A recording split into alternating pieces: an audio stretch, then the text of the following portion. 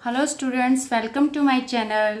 आज हम स्टार्ट करेंगे फोर्थ चैप्टर जिसका नाम है थ्योरी ऑफ डिमांड यानी मांग का सिद्धांत। तो थ्योरी ऑफ डिमांड में हम पहले ये जानेंगे कि डिमांड होती क्या है, व्हाट इज़ डिमांड। हम रोज़मर्रा की ज़िंदगी में अपने जो है कुछ शब्द यूज़ करते हैं, जैसे कि भी मुझे ये चीज़ चाहिए, मुझे ये चीज़ चाहिए। तो क्या वो हमारी डिमांड होगी? नहीं। कोई भी वस्तु हमारी डिमांड तब बनती है जब हम उसके लिए जो है क्या होंगे, विलिंग यानी कि इच्छुक।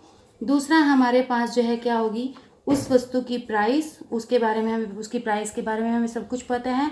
और last one is, third one is, उसके को ख़रीदने के लिए हमारे पास जो है मनी होनी चाहिए, पैसा होना चाहिए। जब ये तीनों चीज़ें हमारी जो है इकट्ठी होंगी तो वो चीज़ जो है हमारी क्या बनती है, डिमांड बनती है। तो डिमांड जो है किसी वस्तु की तभी कहलाती है जब हम उसके लिए विलिंग होंगे यानी इच्छुक होंगे, हम प्राइस जो है हमारी पहुंच में होगी, और दूसरा उसे खरीदने के लिए हमारे पास पैसा होगा। तो दैट इज़ डिमांड। उसके बाद आता है demand and quantity demanded. Quantity demanded की बात करें तो किसी वस्तु की एक निश्चित कीमत पर एक उपभोक्ता उस वस्तु की जितनी मात्रा की डिमांड करता है। मान लीजिए ये क्या है आपकी प्राइस और ये क्या है आपकी डिमांड।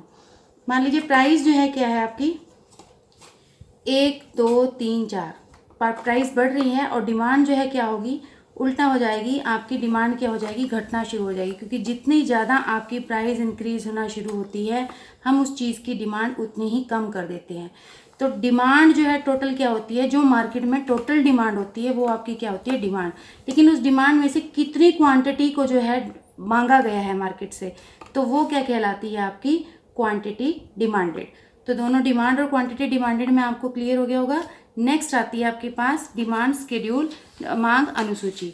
मांग अनुसूची वह अनुसूची होती है जो दिखाती है कि कीमत तथा खरीदी गई मात्रा में क्या संबंध है। ये देखिए, प्राइस और क्वांटिटी डिमांडेड के संबंध को जो दर्शाती है उसे क्या बोलते हैं, हम डिमांड शेड्यूल बोलते हैं। यानी मांग अनुसूची वह अनुसूची होती है जो कि कीमत तथा मांगी गई मात्रा के संबंध को दर्शाती है।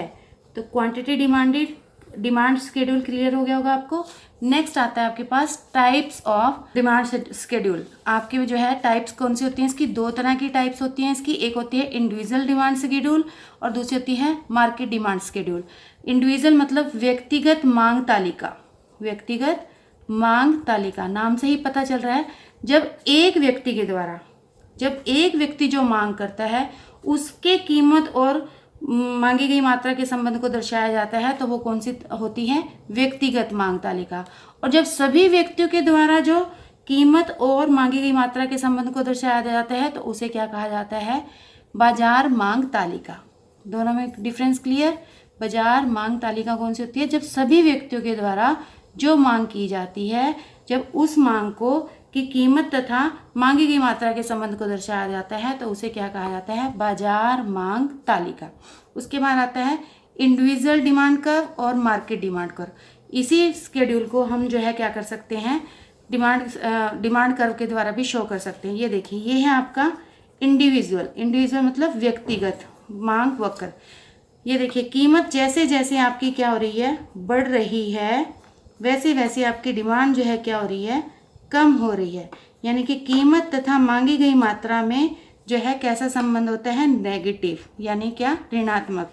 तो जब हम इन पॉइंट्स को, जो ये पॉइंट्स हमारे आए हैं, जब हम इन पॉइंट्स को मिलाकर ये रेखा बनाते हैं, ये लाइन खींचते हैं, तो ये हमारा क्या होता है, डिमांड कर्व। इसे बोलते हैं हम डिमांड कर्व। इसमें क्या हो रहा है, कीमत बढ़ने पर डिमांड क्या हो रही है, कम हो रही है।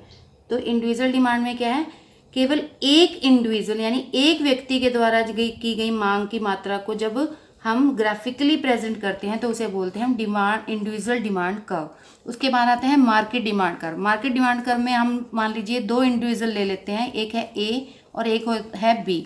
तो इन दोनों की जो डिमांड है, जब हम उन्हें मैच कर देंगे तो ये हमारा डिमांड कर्व आ जाएगा। इसी तरह से इसका भी डिमांड कर्व जो है ये आ जाएगा। और ये दोनों को मिलाकर जो है, ये देखिए, इसने जो है कितनी क्वांटिटी की डिमांड की है, 4, इसने कितनी की है, 5।